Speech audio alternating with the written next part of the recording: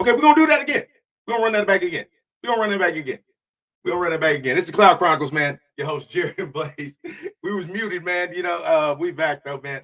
Like I was saying, I got a dope episode for y'all lined up, man. This is gonna be great. I got one of my favorite new actors, man. He is killing the game. He's on HBO MAX, new hit comedy series, Southside. Plays Travis Capone, man. I want y'all to welcome to the show, Mr. Edward Williams the Third. What's going on? How you feeling? How you feeling? Hey, man. Hey, this is a good day, man. This is a good day. Happy Friday. You feel me? Happy Friday. Yeah, man. That's what's up, man. So, man, let's get into it, man. Go ahead, introduce yourself for the couple people who may not know who he is. You know what I'm saying? You do a big thing. I'm Edward Williams III, better known as E3. If you watch HBO Southside, you know me as Travis C. Travis Capone. Gratata. Yeah, gratata. Yeah. You know what I'm saying? Travis C, aka Young Sweater Weather. Young Sweater Weather. Yeah, man. BKA whatever sound whales makes when they having sex. Exactly, man. Hey, so man, how long you been acting and stuff, bro? Man, I've been acting now. I want to say I start crafting my career for the last 13 years. So I started off doing stand-up comedy. I was a Christian comedian. God's funny bone. I didn't know that, bro. I didn't know that. I did not know that. So I used to. So I'm a PK. I'm a preacher's kid. And hey, me too. Yeah. So even my goddad is a pastor. And I moved in with them around like 15 and 17. I started writing like little skits for the church, making fun of the people in the church. Oh my God. And we had a youth service. Yeah. And this comedian came in and he saw my skit and he was like, you ever thought about doing comedy? Now, this before social media was social media. It's for all that, man. I'm like, yeah. So I'm like, yeah. So he hit me up. And my first show I actually did, it was 08. I was 18. And my first show I did with Alan Edge. He was actually the lawyer on Meet the Browns, the movie. Okay. And also LaRoyce Hawkins from Chicago PD. All right. Now, LaRoyce Hawkins, is he on the show with you? Yeah, LaRoyce is on the show too. He's on okay, Southside. I thought, yeah. He played Shaw. Shaw. Yeah, he's funny, man. He's funny. That character's funny as hell, man. Nah. Hey, a lot of people didn't even know LaRoyce was that funny. You know what I'm saying? Because of Chicago PD. But dude hilarious. He's funny, bro. Hey, man, y'all got a hell of a lineup though, man. Everybody on there kills, man. I don't know if you knew I had Uncle Spike on. Antoine McKay. Yeah, that's Antoine McKay. I love him, man. He was hilarious, man. He was like, we was talking and he was like, man, you sound like my dad. He said, cause y'all from down south. He's like, you sound with the French and the Southern mixed in, man. Yeah. Hey, Antoine McKay, his picture is on the wall at Second City. Okay, so tell the people what Second City is, because not everybody know. Second City is one of the elite improv schools here in Chicago. A lot of people go there, but man, Antoine McKay, he a legend.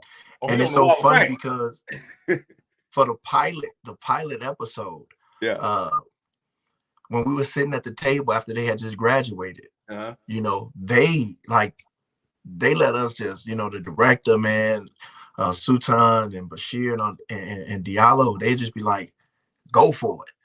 Yeah. And so that first episode, we all sitting at the table, and I remember I said something, which it didn't make the show. Yeah. That one thing, but everybody started dying. Like the whole cast, the crew, we literally stopped. They had to cut. Everybody had to get their laughs out, and that's when Antoine was like, "You funny." He was like. Did he say it like Antoine or did he say it like Uncle Spike? Yeah. He was like, I am a fan of you. And I thought that meant a lot because as you can see, like the stuff he was saying in his speech, you remember the episode 1, he's like, I didn't know if you had fetal alcohol syndrome or. No, man, he had me rolling. that scene was hilarious. And then when the cops come and I slide under the table. Oh, bro, man, hey, I be watching that every episode because I was telling my wife, man, I was like, every time I watch it, I see something new that's funny, and I didn't see that till about the third time it existed. Oh man, that was hilarious. And look, then how he took off, he was like, "Oh man, I pay all my." Yeah. Hey, when I did it, when I slid under the table, you know, the director Biden, he's like, he just started dying. He said, "No," he said, "Get Edward sliding under the table." I didn't even, you know, at that time, and I'm not even gonna lie, I was so new, you know, to actually seeing myself, seeing my work. So before Southside, I had I booked a TV show called, well, it was Untitled, and I'll leave it at that because it did sign non-disclosure. But it was about the things that were going on in the world with on the ledge of Weinstein and all that type of stuff. You know what I'm saying? So it got canned quick. So I never got to actually like see myself, except for I just did Chicago Med, and I had did Chicago Med at the time. It was a possible reoccurring, you know, but I was just getting into it. Like I did a lot of indie, but you know, like me, I keep everything very, very focused. So indie films, I know what to expect. You know what I'm saying? Right. I wasn't gonna take what I expected from an indie project and put it on the networks. So I watched, so I learned on Chicago Med. I went in as a possible reoccurring. At the time, I booked Chicago Med and I booked Fire. So I had to choose because I couldn't do both. But I mean, it's a blessing and a curse. You know what I'm saying? It's a blessing and a curse. Chicago Fire actually was a one-liner. It was a one-liner. And then Chicago Med said possible recurring. Now that I know what I know now, I should have took the Fire because I wasn't ready for a reoccurring. Okay. I wasn't. You know what I'm saying? I had never even seen myself perform on television. Was not ready at all. But I know I'm like Kanye. You seen an interview with Kanye, and a lot of people don't understand the man, but he said in an interview, he said, back then I said I was the greatest because I knew how to learn. He said, if I wanted to play basketball back when I started doing this music, I would be in the NBA right now. Yeah. And the people don't understand it. It's all about timing. He knew he was going to put the work in. Hey, he already knew. He was like, I told people the same thing about this podcast. I was like, bro, when it starts, it's going to go. I've only been doing this a year and a half now. You know what I'm saying? But I've always been into broadcasting. That's what I went to college for one. I mean, I only did a year, but I was in there broadcasting that 1 year. You know what I'm saying? You feel me? So, but that's the when thing. you say, you got to ordain yourself almost.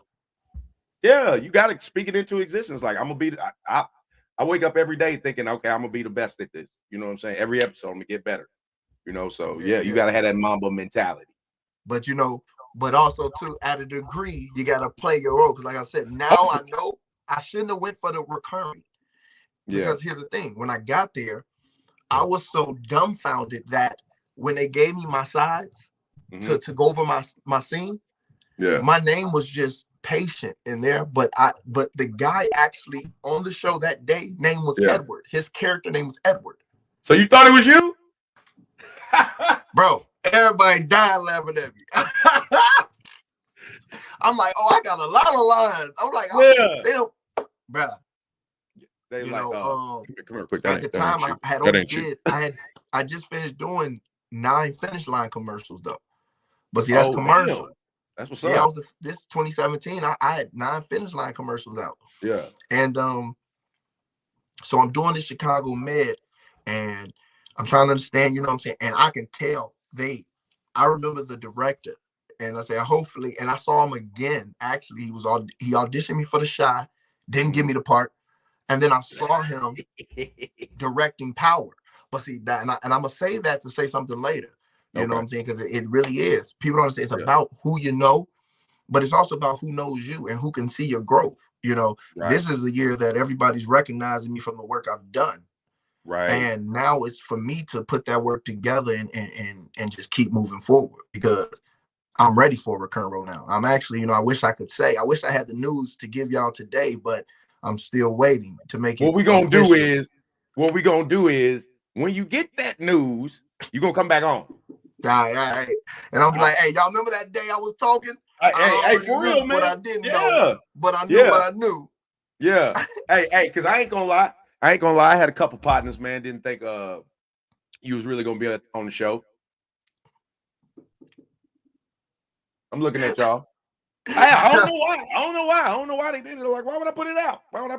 You know how people are. Why would I put it out? And I want to say this openly. I want to apologize. Last time, and here's the thing. I was bored out of my mind. I was in Delaware filming. Yeah. I was filming a movie, and I was gonna do I just did another podcast. Yeah. One of those days, and I got caught up in trying to tell them how to do things and missed the time because I was on a different time zone. Yeah. Oh man. I was like, man, I'm not tripping. I was like, because when I put it back out, I was like, I didn't even make no announcement or nothing. I was like, man, he's gonna be back on. I ain't even tripping. Absolutely. I let him get their little win. Yeah, man. I appreciate it, man, because it's things like this that keeps people understand, man. I totally believe. And look, now I'm finna go into my yay speeches. I told you. All right. Hold on. Let me get ready. I totally believe in the Matrix. I got the sound effects ready in case anything pop off. Go ahead. I totally believe in the Matrix. I believe in the codes, and you can't get away from. I don't even call it good and bad, positive and negative. It's all coded. You know what I'm saying? Everything's coded. And these are just one of those codes to, man, like build a relationship to keep someone on a journey, man. You know what I'm saying? Because like I say, with you, I feel like this. Anybody reach out to me and ask me to come on their platform, you know what I'm saying, and speak about what I'm doing in my journey. I don't care how far I go. You hit me up again, I'm coming back so we can show these people how far we both grown. So they can be like, you ain't got it. You know what I'm saying? If they thinking you can't get me now, guess what? What they gonna think next year? Because I ain't stopping. You know what I'm saying? Exactly. So man, I appreciate it. Oh man, this is anytime, man. It's anytime because like actors like yourself, Antoine, some other people I had. I say this all the time. I didn't think I was gonna be able to get people like this till I was about 4 years deep. You know what I'm saying? Yeah. Like about you, but the growth, it happens quicker than you think. People see it. They see you okay, he consistent. You consistent. That's all it takes. You know what I'm saying? Just keep drop of water bends metal. Yep, exactly. So man, tell me about when you heard about the character, you know what I'm saying, for Southside, and how did you just take me through that. All right, man. So I'm also an acting coach. Oh, okay. Now with the way this world, I'm actually, like I said, I'm going to hit buckle down. Here's the thing I said. I don't see how, once again, it's a system, but we've learned this system with schooling. Not knocking schooling, but you tell me, why would I listen to someone about this acting stuff all the way and they're not working in the field? If I had the opportunity to talk to somebody who's doing this and somebody who just sitting in the classroom telling people how to do it, I would go with the person doing it. That's just one of those fields. You know what I'm saying? And so I began to, a lot of people, it was just by nature. I would help people. My agent was like, Edward, stop. Like, she was like, you crazy. Because I would go in the audition room and everybody in there, we all be auditioning for the same role. And I would still sit there and help them build the character. Because and at the time, I didn't know what I knew now, but I can explain it better. Right. It ain't up to me. And then, hey man, what they say, what's meant for you, ain't nobody else have. And even still, with me helping people book other roles that I went in for, I still have a higher booking rate than the average actor in Chicago. And I know that because see you doing that, and you might not get that role, but they were like, that nigga, hey man, I got this next one. I got that nigga because I like that. Let me tell you something. When it comes to the casting directors in Chicago, they know they're gonna get a show with me. They know they're gonna see me build something confidently, and I don't care what nobody else did with that character. I'm gonna build what I knew to be right, and I believe that I'm intelligent enough to understand words on a piece of paper and make it come to life. Right. So I began to start training other guys in Chicago. And just so happened, I walk into the audition room for Southside. Now, before I got there, I was auditioning for a Lowe's commercial, a national commercial, and I ended up booking that. That's big. I ended up booking that. But here's the thing: when I walked in the room, the casting directors, I love them too, Mickey and AJ, they were like, "Hey, Edward, there's a new role that just came down the pipeline, and I think you would be great for." That was Travis. That was Southside. Travis. Okay. So, hey, man. And look, the rest is history. So I go in, I look, everybody who I just trained, like a bunch of young guys who I've been training, all in there auditioning for this role. So when you talk about me versus me, like it's my knowledge versus my actual. Mm-hmm. And some of them brothers came back for the callback. And here's the thing: the funny part about it is the scene that I auditioned for. It was 2 scenes. It was I had blue balls until I fucked your white daughter. Oh my God, bro! When you dropped that line, bruh, listen.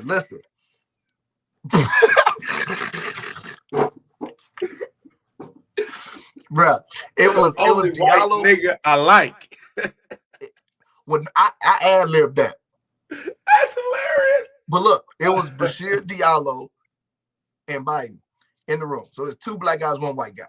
I walk in knowing that the line is, I had blue balls until I fucked your white daughter. Kill your white father. Yeah. I look and I go, it's the script? And they were like, yeah. Come on. Bro, I just said, hey, I was like, fuck it. I had blue balls until I fucked your white daughter. Yeah. Kill your white, and look, and never took my eyes off the white guy. And literally it got silent. And they just started laughing. And then I remember it's crazy because Diallo asked me where I was from. And I was like, well, I was born in Atlanta. And I was raised from the South. And I was raised in San Diego, California, though. So I'm really not from the South, just born. Yeah. But then I was made in Chicago, so no one really knows where I'm from. I got you. But Diallo's from Atlanta and Bashir's from Chicago. So, I don't know if that had anything to do with it. But here's the thing. The second scene was the Jordan box. Okay. Yeah. Now in the script, it said that Travis brought Simon some Jordans in a Nike box. Mm-hmm. So when I get there to the callback, all of the guys I had trained all came in with Jordan boxes. I was the only one that walked in with a red Nike box. Yeah. And they were like arguing me down. We all sitting in there. They like, bro, it said he brought Jordans in the Nike box. They were like, Jordans is Nike boxes. I was like, I get that. But if I'm reading someone else's vision, I don't believe that they would point out that it was a Nike box with Jordans in a Nike box if it was just the Jordan's actual box. Yeah. And I got complimented paying attention to detail. You know what I'm saying? And I mean, we all know what happened with all they all mad thing bringing Nike box. But yeah. Boy ass nigga bringing old studious ass nigga. So man, that was, like I said, yeah. When I got the call, it's so crazy. I got the call. We shot the pilot in 2017, and show didn't come out until 2019. And the other biggest thing came out besides Southside was COVID. So, man, yeah. So knowing after we shot the pilot, I had just gone through this whole my show not getting canceled. Greenlit or canceled. Yeah. I mean, well, greenlit. No, actually it was greenlit because that's what they're waiting on. Yeah. So I just went through feeling I was like I was finna be on, and then I wasn't. Yeah. You went from being up here to they being somewhere right here. I mean, I was working with Robbie Jones. It was a bunch of people on set. The writers had wrote X-Men First Class. Sheldon Turner, he wrote X-Men First Class, and he also wrote The Longest Yard with Adam Sandler. The directors was Glenn and John. They had just finished directing This Is Us. Season 1 had just came out. Yeah, so I'm like, I'm like, oh, I'm finna. You like star. You know, and didn't get picked up. Never saw the footage. I got to play football on the Bears Stadium because it was a football show. It was football, yeah. And I don't even play sports. Yeah. But dude, that experience was amazing. So this time after doing this, even I knew how good it was. I'm like, I got my money, you know, on to the next auditioning for some more stuff. And then it got greenlit. And I'm like, what does that mean? When is it coming out? I'm famous. I'll snap. Well, I'm trying to, you know, and a lot of my homies, the shot just came out. When we got announced that we got greenlit, we still hadn't came out yet. The shot had just came out. I'm watching everything, getting an expectation that I shouldn't have. And it was just like when the show came out, it started doing well. Like, you know, like we got 100% on Rotten Tomato. Like I was watching it since it came out, bro. I've been watching it since it came out. You know, I watch a lot of, you know, comedies and stuff like that. So when I saw it, and when it came out on Comedy Central. Yeah, exactly. And I saw it, and I was, man, I'd be on Comedy Central, like, you know, back then. I was really on Comedy Central. I saw it, y'all put it on. Funny. I've at least rewatched it a good 8 times, man. So when COVID hit and there was that gap, boy, I was praying secretly. I was like, man, I hope this don't fuck up Southside. Because, you know, a lot of shows. You know, and it's crazy because it helped. It did better. Like we got on HBO. It did. Man, and you know, I know there's a season 3. We just, you know, with all this, like I said, I trust Bashir, Diallo, man, we all cancers, all of us cancers. I'm a cancer, they a cancer. Like, I get it. Like, I understand certain things. I know they got good plans and things like that for the show. And I'm just waiting on an announcement. But as that, I just keep grinding, keep working, keep making my staple in Chicago. Yeah. I'm gonna throw this out there as I did with Antoine in his interview. See, I was gonna either be Uncle Spike's nephew from down south, or I can be one of the Capone boys from down south, new artist from down south, you know what that you just signed later today. You know what I'm saying? That I just signed the other day. Yeah. Hey man, they gonna let me get my rapper career off. You know what I'm saying? Man. He gotta have one song, man. Give my boy, give Capone one song, man. Give him one song, bro. But look, while we wait on Travis' song, I have my EP dropping. Let's talk about that, man. Let's talk about it. I got an EP dropping on the 31st. On the 31st, it's called E3. Like I said, it's crazy because I gotta pay homage to Travis. That's my alter ego. I was not doing music until the show. I discovered, like I've always, you know, I can't lie. In church, my dad had me singing and things like that. Right. I went through puberty. It's a funny story because I had my best friend Christopher Porter and his sister Tina Porter. Man, we was, our group was so tight. It was like we was like a tight knit group on The Walking Dead. Yeah. You know what I'm saying? No new people in our group. Everybody else is walkers. It's just us. And I remember one day I came over their house inspired because I was watching American Idol. And I'm like, you know, Ruben Studdard had just won, I believe. And I went over there and I was like, this is it. I've always wanted to be Michael Jackson. People didn't know that. Like even in California. So it was like when I moved here, first thing I had to come do when we moved to Gary. Had to go see Michael Jackson's house, you know. And I went over their house and I was just like, y'all, I'm going to American Idol. So my homie sister Tina lost me. You there? Oh, you good? Go ahead. You there? Lost you. Can you hear me? Oh, I'm gonna refresh it.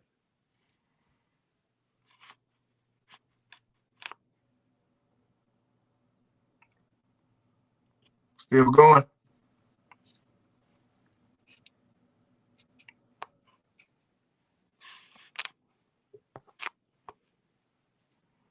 There we go. All right. Yeah. You good? I think I got a call coming through. Yeah, hey, when that happens, man, like I have to like refresh the screen for some reason. So that's what I was doing. Yeah, so I go over there and I'm like, I want to be a singer. I want to be an American Idol. And she go, let me hear you sing. And I start singing and my voice cracked. They laughed at me so hard. Right. It crushed my dream. Like they laughed. And we used to do everything. We had a dance team. And I said I wanted to sing. And when I tell you they laughed at me so hard, I don't know what happened. At that moment, I became a comedian. At that moment, I roasted anybody. It was like, fuck that singing shit, man. Fuck that singing shit, man. Boy, hey, bro, it's ruthless when you trying to sing. Bro, I was on their ass. You hear me? I was on their ass. So I just started and then I, it just shaped me. Like Jamie Foxx is my idol. You know what I'm saying? Bro, hey. And I feel like he probably so cold, bro. 5'2". Sing. What's that? Act. I'm saying he's like a 5'2" entertainer. He can act. He can sing. He can do stand-up. He can play an instrument. What else, my lead? He can impersonations. Don't he got some direct? I mean, bruh, that's a good one to have. And he from Texas. Big shout out. And so now I'm acting. I'm directing. I'm getting on my writing. I write my own music. I rap and I sing. So make sure, like say, so the new EP is called E3. You got it. That's what I was asking. Were you rapping or singing or both on this one? Oh, so look, it's a vibe, man. Let me tell you something. I came into this is me coming into my 30s. I feel like right now in 2022 in these times, I feel like 90s babies. I'm sorry, we right in the middle. Like we connect with everyone who we consider older and seasoned, and I still connect with all the young people. A lot of people don't even know I'm 31. You know what I'm saying? People still think I'm a teenager. You know what I'm saying? And I took that and I just let both of them worlds collide.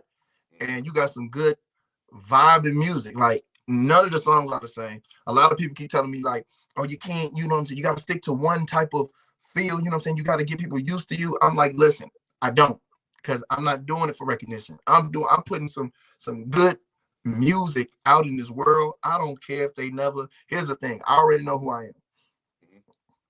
I say, whether I be one of the great while I'm breathing, all the work I've done till the time I stop breathing is going to speak for itself, either today or tomorrow, but I'm leaving it here. I feel you on that. I didn't know we was going to church. You know what I'm saying? But I didn't know. I would have passed it. You kids together. No, bro, you went in the sermon mode, man. I know, because let me tell you. It slip out of us every once in a while. You know what I'm saying? It do. Every once in a while, it slip out on me, man. I'll be telling people, man. I'll be like, that's the thing. You get that feeling, and it touch you in your soul. Hey, that's the thing. It don't slip out on me. It's always out. Like, yeah, okay. Look, my homie John Blue, we actually got a song coming out too for TikTok. Me and John Blue got a song coming out February 3rd. But he be calling me church. He be like church. Like, dude, it's so funny because in different environments and different languages, it's all called something different. Like when I was in Delaware, it was like, boy, you stay going on your rants. And I know what they're talking about.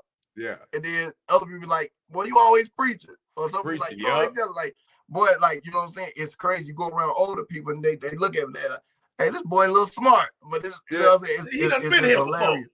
Before. This boy done been here before. Come down here and sit down here, boy. See you play these spades. This boy done been here before. Yeah. But man, it's life, man. And I'm just appreciating life now, man. I'm just so grateful, man, because people don't understand. It's just life. You got to take it. It's just life. You got to do it now. You really do. When the pandemic hit, I had been sitting on my podcast idea for a good 2 years. I still have the note in my phone from when I had the names. I have the Cloud Chronicles on there as one of the names, and that's what it ended up being. But I told myself, hey man, if I don't do it now, I'm not gonna do it. when the pandemic. I was like, I'm not gonna do it now. It's just not gonna happen. So do what you want to do today. Yes. There is no tomorrow. Act like that. Do it today, man. Do it today. It ain't, because even when tomorrow I want to hold you to. Go ahead. Yeah, exactly. I mean, you really technically there is no tomorrow, bro. It's the now. It's only today. It's only today. It's only today. Hey man, y'all heard us. We in here preaching 2 PKs in this month. Hey man, hey, but I don't want to hold you too long, man. You got to come back for part 2, please. Yes. All right, bet. Y'all heard it here. We got him on record. Absolutely. So anytime, if he don't come back. Huh? You say what?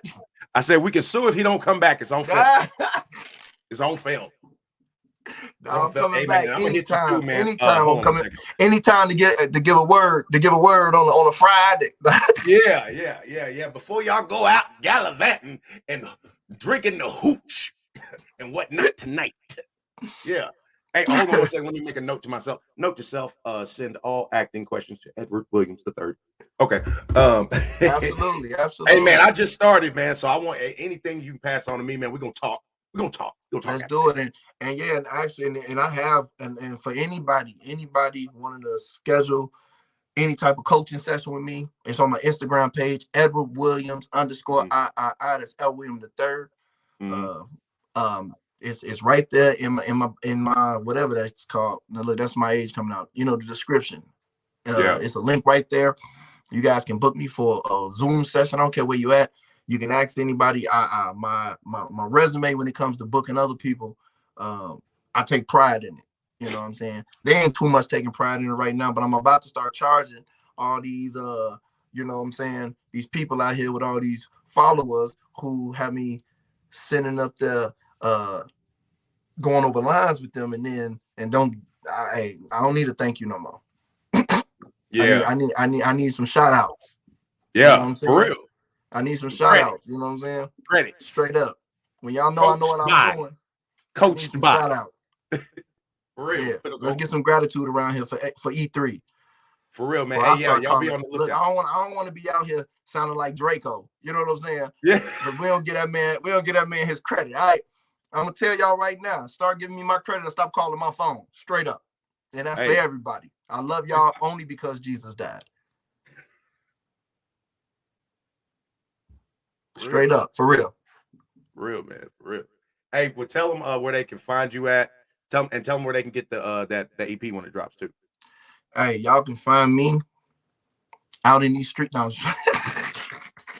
I thought we was finna get a hot 16 by E3/Travis Capone.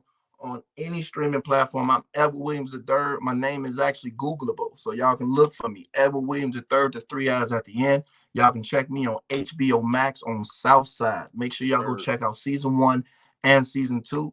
And January 31st, I want y'all to check out that EP titled E3, and on all streaming platforms: Apple Music, Spotify, Tidal, TikTok. Make sure y'all blow it up on TikTok. I got a birthday song on there. So make sure y'all blow my birthday song up on TikTok, Snapchat, Instagram. Do a duet with it. You know what I'm saying? Let's support. Because here's the thing.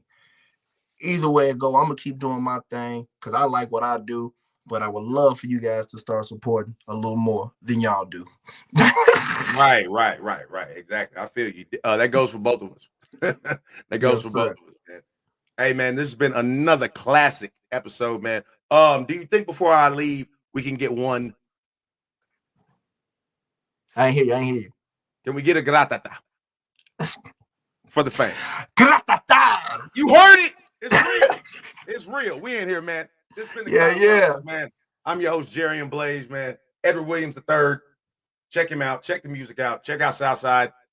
End of the episode, I always like to say mental health is real. You take care of this, it will take care of you. Absolutely. Peace. Tell somebody you love them. Drink some water. We out this thing. Like, share, follow. Cloud Chronicles, Jerry and Blaze. First y'all know what to do. We up out here. All right,